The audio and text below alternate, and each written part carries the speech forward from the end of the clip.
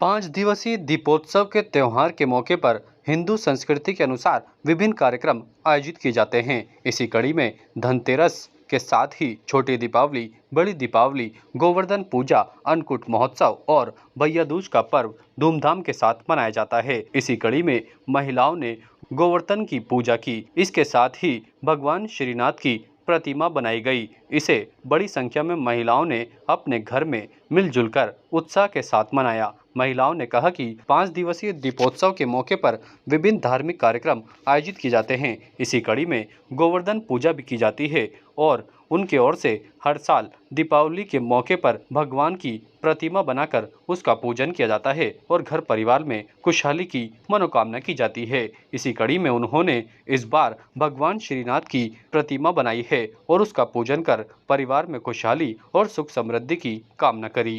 गोवर्धन जी बनाते हैं, जो कि सुबह हम लोग अन्नकूट का प्रसाद बनाते हैं। उसमें सभी तरह की सब्जियां, फल, नई फसल उगती है तो उसके जब भी हम घर पर भी कुछ नया बनाते हैं तो ईश्वर का भोग लगाते हैं। वैसे ही अभी भी नई फसल उगती है तो सबसे पहले भगवान का भोग लगाकर अपने कल्याण की भावना रखते हैं। तो हम सुबह अन्नकूट बनाते हैं और भगवान को भोग लगाते हैं।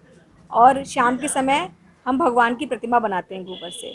जैसे कि इस बार मैंने श्रीनाथ जी भगवान की प्रतिमा बनाई है और हम सब ने मिलकर के 3-4 घंटे लगे हैं इसको बनाने में, प्रेम उल्लास के साथ में गीत गाते हुए, भजन गाते हुए और ईश्वर का ध्यान करते हुए इस प्रतिमा को बनाया है। कहा जाता है प्राचीन परंपरा के अनुसार, जब भी आज भी अगर हमारे ऊपर कोई भी परेशानी आती है तो हम ईश्वर को याद करते हैं। उसी समय जब गोकुल में इंद्र के प्रकोप ने बहुत ज़्यादा बारिश कर दी और सभी जगह पानी ही पानी हो गया, तो गोकुल वासियों ने भगवान से प्रार्थना की और ईश्वर ने भगवान ने गोवर्धन पर्वत को उठाया अपनी उंगली में और इस तरह से पूरे गांव की रक्षा की।